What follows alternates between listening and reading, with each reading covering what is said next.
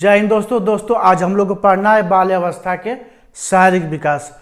हम लोग कल पढ़ लिए थे बाल्यावस्था के विकासात्मक लक्षण, उसके बारे में पढ़ लिए थे, लेकिन आज पढ़ना है बाल्यावस्था के शारीरिक विकास। तो इसके बारे में पढ़ लें। इसके पढ़ने से पहले मेरा चैनल को सब्सक्राइब कीजिए, लाइक कर दीजिए, शेयर कर दीजिए। इसके बाद चलते हैं, ठीक ना। अब देखिए बाल्यावस्था के शारीरिक विकास।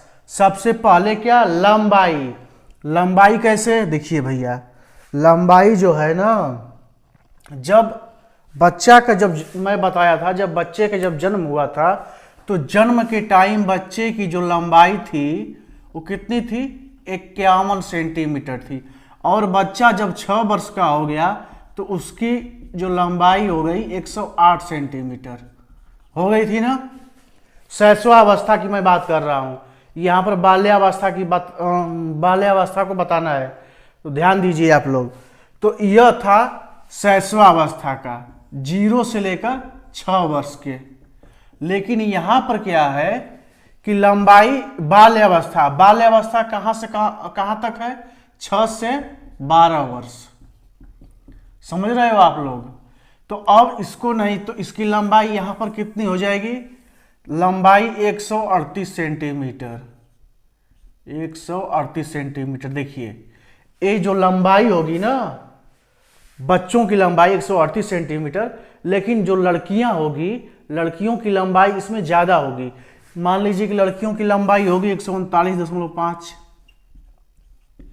बाल्यावस्था में लड़कियों का ग्रोथ लड़कों की अपेक्षा तेज होता है, ज्यादा होता है। समझ रहे हैं बात ना।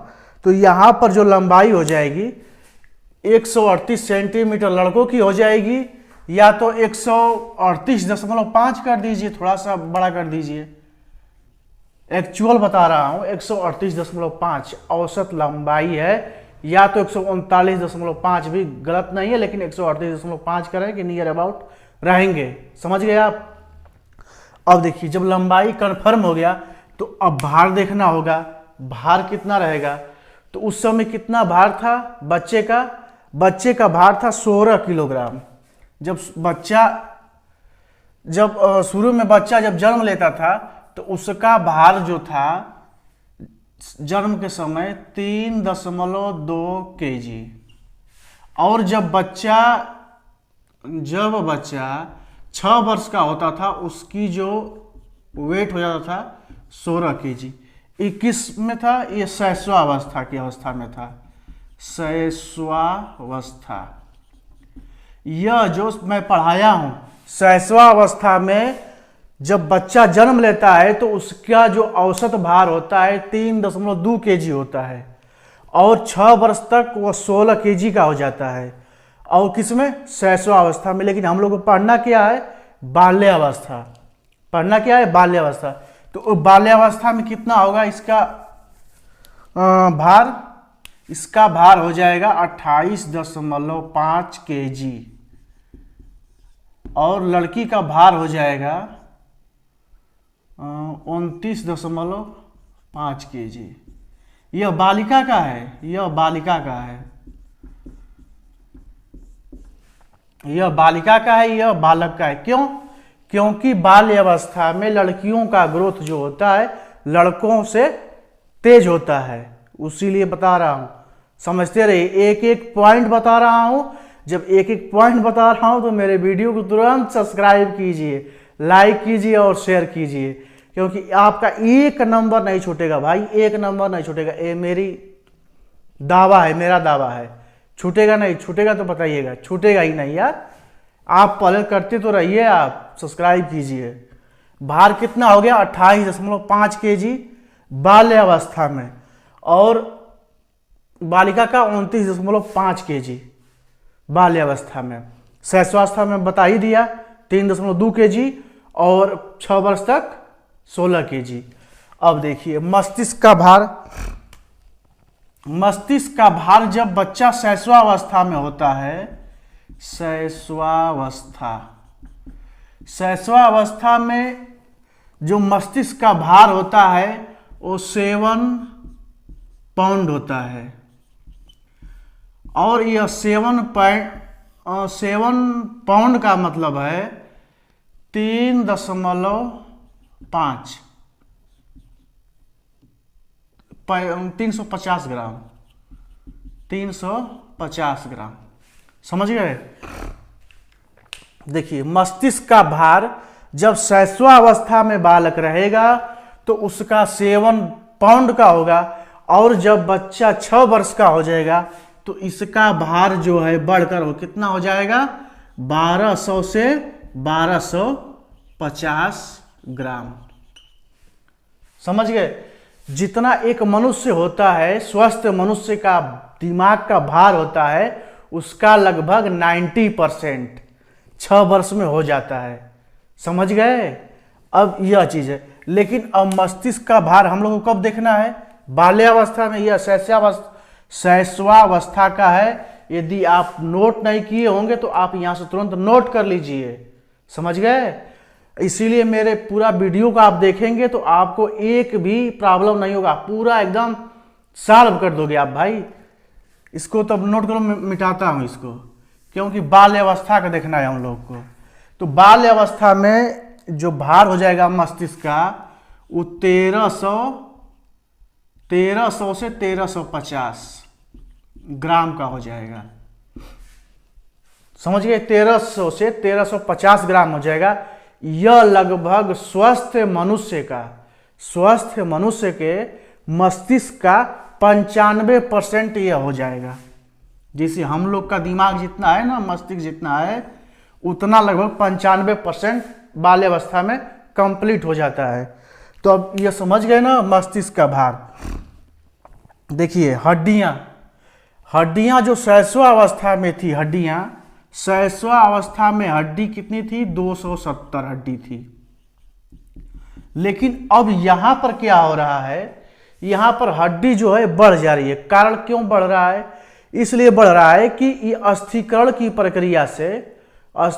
प्रक्रिया से कैल्शियम और फास्फोरस मिल जाते हैं, तब वो मिलकर वो हड्डी ज्यादा हो जाती है। तो हड्डी जो इस शैशवावस्था में, भैया इस शैशवावस्था 270 हड्डी। समझ गए। लेकिन जब बच्चा बाल्यावस्था में जाएगा, शैशवावस्था से बाल्यावस्था में, तो अस्थिकरण की प्रक्रिया से कैल्शियम और फास्फोरस आपस में जाएंगे तो और हड्डियों का निर्माण होगा। वो हड्डी बढ़कर कितने हो जाएंगे, 370 हड्डियां हो जाएंगी। हड्डी कितने हो जाएंगे, 370 हड्डी। कंफर्म हो गए आप। हड्डी कितने हो गए, 370। अरे अच्छा ये बताइए, जब बालक छोटा रहता है, दौड़ता है खूब तेज का, मुंह के बल गिर जाता है, लेकिन कहीं टूटता फूटता नहीं है। क्यों? क्योंकि उसका हड्डी जो होता है लचीला होता है। कहीं से वो अभी टूटे, ऐसे गिरेगा तो इस पर फिर सही हो जाएगा कुछ देर के बाद।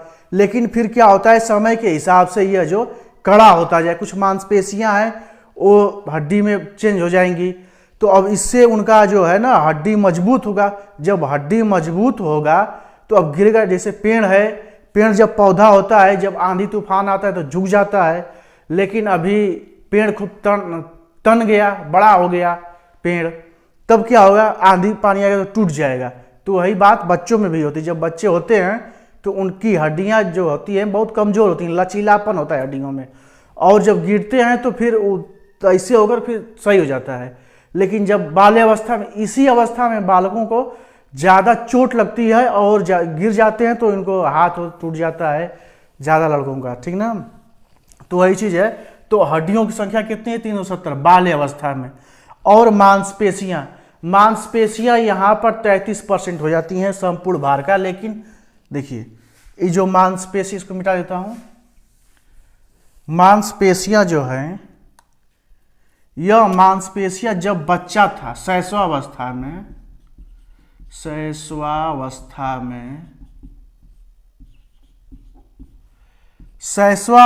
में जो मांसपेशियां थी बच्चों की, वो संपूर्ण भार का 23%, संपूर्ण भार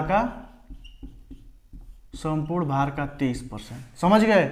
शैशवा अवस्था में मांसपेशियां संपूर्ण भार का 23% रहती हैं 0 से 6 वर्ष में। लेकिन जब बच्चा बाल्य अवस्था में जाता है तो उसकी मांसपेशियां हो जाती, इसको नोट करते रहिए, आप नहीं नोट किए तो नोट करते रहिए, क्योंकि मैं तुरंत मिटा दूंगा। शैशवा अवस्था यहाँ पर नहीं, सिर्फ बता रहा हूँ आपको, कंपेयर करवा रहा हूँ कि जब शैशवावस्था में बालक था तो उसकी मांसपेशियां 23% थी, संपूर्ण भार का 23%। लेकिन बच्चा जब बाल्यावस्था में पहुंच जाता है तो उसका जो मांसपेशियां हो जाती है संपूर्ण भार का जितना भार रहेगा, भार का 33% मांसपेशियां विकसित हो जाती हैं ये बच्चों का। अब यहां पर है धड़कन। अब धड़कन मैंने बताया था कि जो शैशवावस्था में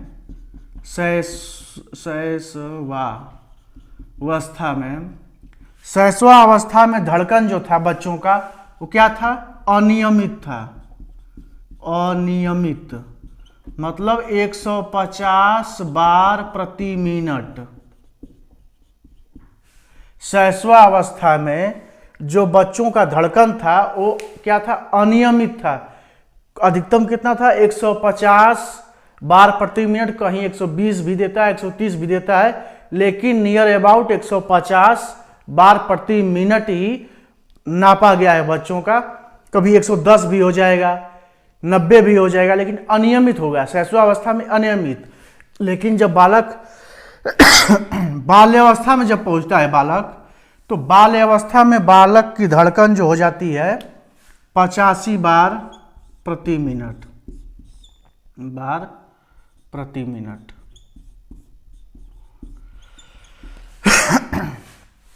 समझ गए।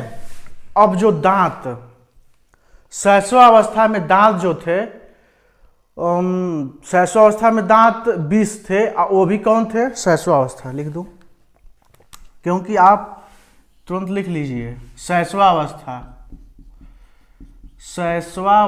में जो बालक का जो दांत होता था वो कितने होते थे, 20। और वो कैसे थे, अस्थाई, अस्थाई। 20 दांत होते हैं, अस्थाई होते हैं। अस्थाई इसको बोलते हैं दूध का दांत, दूध के दांत, समझ गए। इस शैशवावस्था में 20 अस्थाई दांत रहेंगे, वो भी दूध के दांत रहेंगे।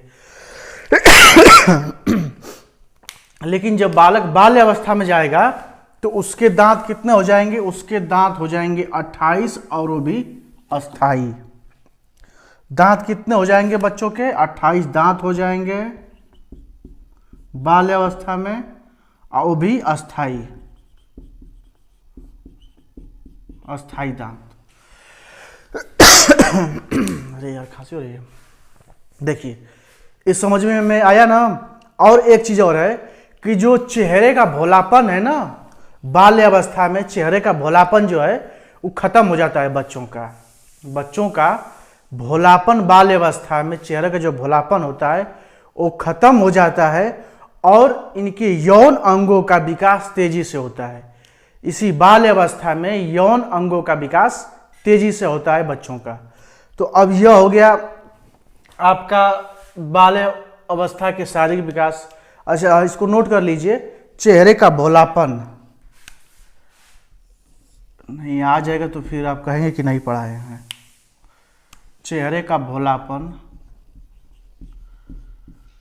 चेहरे का भोलापन बाल्यावस्था में खत्म हो जाता है, अवस्था में खत्म हो जाता है। भैया आ जाएगा क्वेश्चन तो क्या करोगे कि चेहरे का भोलापन कब खत्म होता है, ऑप्शन दे देगा शैशवावस्था में, बाल्यावस्था में, किशोरावस्था में, क्या बताओगे आप, कहोगे कि मैं पढ़ाया ही नहीं हूँ, इसीलिए बता दूं। और यह है कि यौन अंगों का यौन अंगों का विकास, यौन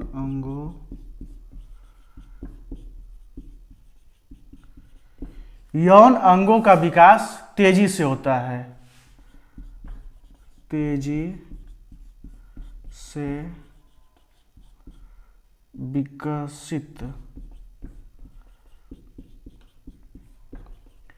अब दे देगा क्वेश्चन, यौन अंगों का विकास किस अवस्था में तेजी से होता है?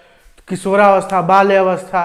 तो आप समझ नहीं पाओगे, इसलिए मैं इसको लिख दिया हूं कि एकदम कन्फर्म आप रहो कि एक नंबर छूटना ना पाए। तो एक नंबर ना छूटे तो इसके लिए तो मेरा चैनल सब्सक्राइब तो करना ही पड़ेगा ना, लाइक शेयर तो बनता ही है। और देखिए बाल्य अवस्था में मानसिक विकास होता है बच्चों में। इसको तो स्क्रीनशॉट ले लीजिए भैया, बहुत ही इंपॉर्टेंट चीज है बाल्यावस्था का। देखिए जब बालक 6 वर्ष का हो जाता है तब उसकी मानसिक योग्यताओं का लगभग पूर्ण विकास हो जाता है। क्रो एंड क्रो ने बोला है, क्रो एंड क्रो ने क्या बोला कि जब बालक 6 वर्ष का हो जाता है तब उसकी मानसिक योग्यताओं का लगभग पूर्ण विकास हो जाता है, लगभग पूर्ण हो जाता है बाल्यावस्था में। 12 वर्ष तक भाई उसको हर नॉलेज तो हो ही जाता है बालक को, वो जान जाता है कौन लड़का है कौन लड़की है, विभेद करने लगता है बच्चा। लेकिन सिर्फ क्या होता है, जो उसकी काम प्रवृत्ति जो होती है वो सुसुप्ता अवस्था में होती है, लेकिन उनके यौन अंगों का जो विकास है ना वो तेजी से होता है। वो इसीलिए इसको बोला जाता है कि जब बालक 6 वर्ष का हो जाता है, क्रो एंड क्रो बोले हैं, जब बालक 6 वर्ष का हो जाता है तब उसकी मानसिक योग्यताओं का लगभग पूर्ण विकास हो जाता है। क्रो एंड क्रो ने कहा है। मैं जो बोला हूं समझ में आया, उसको नोट कर लीजिए। जब बालक 6 वर्ष का हो जाता है तब उसकी मानसिक योग्यताओं का लगभग पूर्ण विकास हो जाता है। किसने कहा है? Crow and crow. क्वेश्चन आ सकता है तो आप कर लीजिएगा। तो अब नोट कर लिए ना जो मैं बोला हूं, अगर नहीं नोट कर पाए हो तो वीडियो को थोड़ा बैक करके फिर कर लीजिएगा। तो इसको अब मैं मिटाता हूं। अब देखिए मानसिक विकास कैसे होता है बच्चों का। जब बालक 7 माह का, जब बालक जो 7 माह का रहेगा,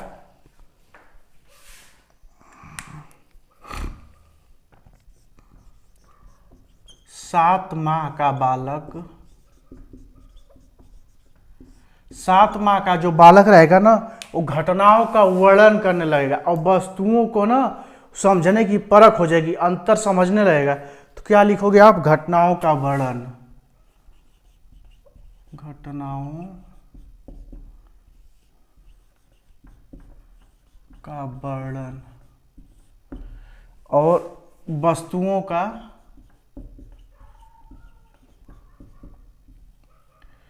वो करने लगेगा समानता, कि उसमें पहचानने लगेगा कि कौन वस्तु क्या है। तो वस्तुओं का समानताएं, समझ गए? जब बालक 8 माह का होगा तो क्या होगा? 8 माह का बालक,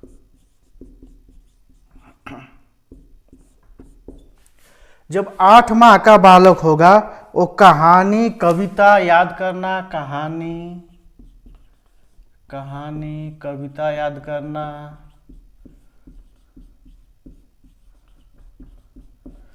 जब बच्चा 8 माह का हो जाएगा ना तो वो कहानी, देखिए वो कहानी ना वो जान जाए, वो कहानी कह लेगा। जो आप उसको बताओगे ना वो कहानी वो जान जाएगा, वो कहानी पढ़ने लगेगा।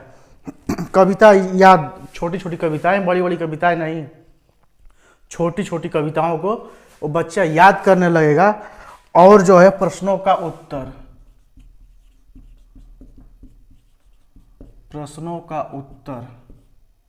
देने लगेगा बालक।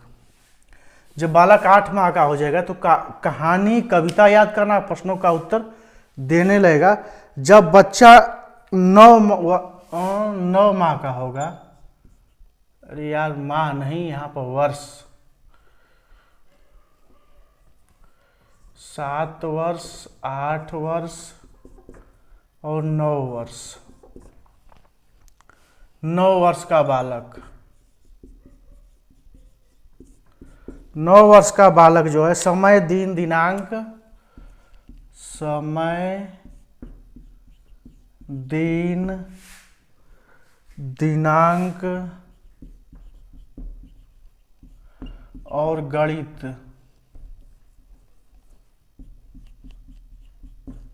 गणित की क्रियाओं को करने लगेगा। मतलब वो गणित बड़ी बड़ी गणित नहीं, छोटी छोटी गणित, जैसे 10-20 रुपया 40 रुपया, वो पैसा भी गिनने लगेगा बच्चा जो ना। समय दिन दिनांक गणित ये सब देखने लगेगा। और जो इसमें रुपया है, इसमें रुपया को काउंट करने लगेगा बच्चा। इसी में 9 वर्ष का जब बालक हो जाएगा तो वह जो है समय दिन दिनांक गणित रुपए वो सबको जो है समझने लगेगा। वो बड़ा बड़ा नहीं, 1 लाख रुपया दे देंगे वो काउंटिंग करने के लिए, वो नहीं कर पाएगा। छोटी छोटी वही गणित जो है छोटा, छोटी छोटी संख्याओं को करने लगेगा, छोटी छोटी। जब बालक 10 वर्ष का होगा ना, 10 वर्ष का बालक, उसकी चाल जो है बहुत तेज हो जाएगी। बच्चे की जो चाल है ना, चाल तो तेज हो जाएगी, चाल में तेजी।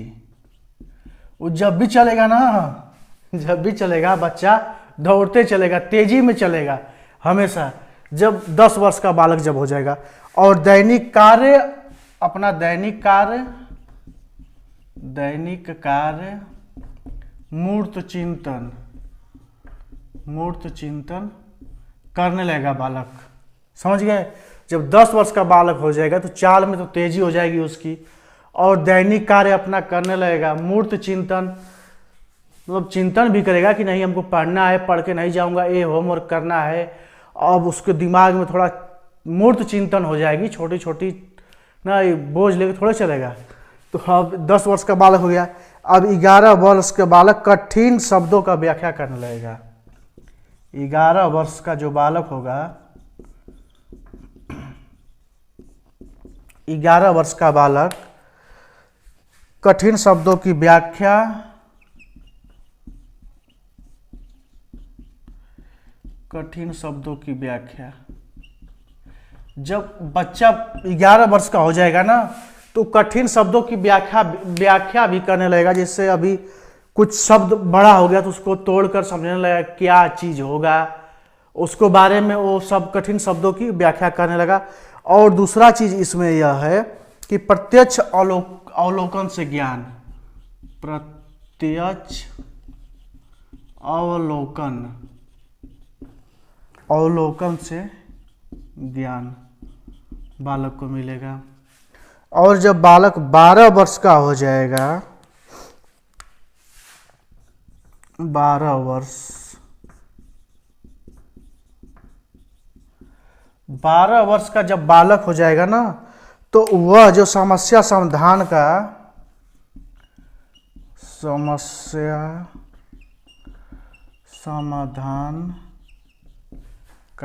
समाधान का लगभग 85%, समस्या समाधान का लगभग 85% उसके दिमाग में आ जाएगा। जैसे कोई मूवी देख लिया बालक, 12 वर्ष में यदि बालक कोई मूवी देख लिया है तो वो 3 घंटे की मूवी को उसमें लगभग 85% सीन को याद कर लेगा। समझ में आया? तो वही चीज है 12 वर्ष का बालक क्या करेगा, समस्या समाधान का लगभग 85% हल कर लेगा। एक चीज और, सबसे मोस्ट इंपॉर्टेंट चीज यह है कि जो शारीरिक बच्चों का जैसे विकास होता है ना, लिख लीजिए, मिटा दूं, मिटाता हूं अब इसको। देखिए जो बालक है ना, बालक का शारीरिक विकास, 2 चीज है ना, शारीरिक विकास और एक होता है मानसिक विकास। मानसिक विकास ये कैसे होता है, ये कैसा होता है? जो शारीरिक विकास होता है वो मात्रात्मक होता है। आ जाएगा क्वेश्चन, मात्रात्मक, मात्रात्मक, एकदम दिमाग में बैठा लीजिए। जो बच्चों का चाहे किसी का जो शारीरिक विकास होता है, हम लोग को तो पढ़ना है बच्चों का ही ना, शैशवावस्था से लेकर किशोरावस्था तक, ये 3 का अध्ययन करना है। तो इसमें जो शारीरिक विकास होगा कैसा होगा, मात्रात्मक होता है, और मानसिक विकास कैसा होता है, गुणात्मक होता है। क्वेश्चन आ जाएगा तो फंस जाओगे, इसीलिए हम बताया हूं कि इसको कन्फर्म कर लो आप। शारीरिक विकास का वाला मात्रात्मक, मात्रात्मक मतलब पैमाना में ओके नाप सकत हुआ, लेकिन जो मानसिक विकास को नापेंगे नहीं नाप पाएंगे ना, तो यह होता है गुणात्मक विकास। बौद्धिक जो विकास होता है, बौद्धिक विकास चाहे मानसिक विकास, मानसिक विकास बोल दीजिए चाहे इसको बौद्धिक विकास बोलिए, बौद्धिक विकास चाहे बुद्धि का विकास, बुद्धि का विकास कैसा होता है, गुणात्मक होता है। शारीरिक विकास मात्रात्मक होता है। कंफर्म हो गए? जब आप लोग कंफर्म हो गए तो तुरंत मेरे वीडियो को सब्सक्राइब कर दीजिए, लाइक कर दीजिए, शेयर कर दीजिए। तो कल हम नेक्स्ट टॉपिक पर मिलेंगे, किशोरावस्था को लेकर मिलेंगे। तब तक मेरे चैनल को आप देखिए, आप पूरा बढ़िया से उसको याद कर जाइए। मेरे चैनल को सब्सक्राइब कीजिए, लाइक कीजिए, शेयर कीजिए। आप लोगों का बहुत बहुत धन्यवाद। जय हिंद, वंदे मातरम।